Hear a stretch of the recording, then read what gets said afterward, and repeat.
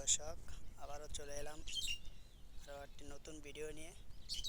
মরিচ ক্ষেতের আপনারা দেখতে পারতেছেন, এটা হলো লাগান্না মরিচ।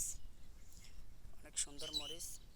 দেখেন, এরকম মরিচ খেতি করতে হলে কি কি করতে হবে সেটা কমেন্টে জিজ্ঞাসা করেন। এই দেখেন, আল্লাহর রহমতে মরিচ গাছের ভিতরে কি পরিমাণ মরিচ ধরছে দেখতে পারতেছেন। দেখছেন, এটা মরিচ গাছের ভিতরে মরিচ ধরছে।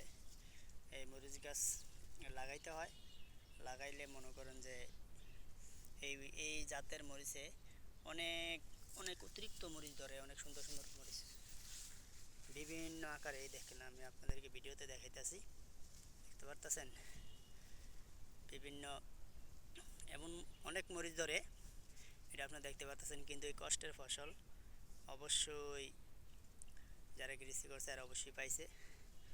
আপনারা যদি এরকম চাষাবাদ করতে চান তাহলে দেখেন প্রচুর পরিমাণ কিন্তু মরিচ ধরছে, আপনারা দেখতে পাচ্ছেন।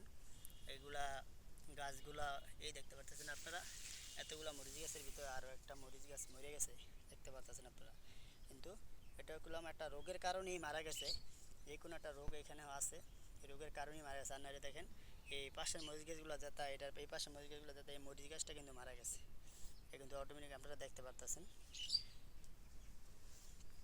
এখানে প্রায় 4 শতাংশের উপরে জমিন আছে।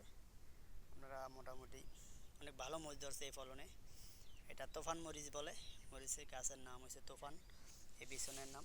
আপনারা যদি যারা এরকম আবাদ করতে চান, মরিচ চাষ করতে চান, দেখতে পারতেছেন তো প্রচুর পরিমাণ মরিচ ধরছে। দেখতে পাচ্ছেন একটা গাছ আডু সমান কোমর সমান লম্বা হইব, তো প্রচুর পরিমাণ ফলন ধরবো। আপনারা এই ভিডিওটি বেশি বেশি করে শেয়ার করে দেন, লাইক কমেন্ট শেয়ার করেন, বেশি বেশি করে শেয়ার করে দেন, যাতে আমরা এরকম ভালো ভালো ভিডিও নিয়ে আপনাদের মাঝে দাঁড়াতে পারি।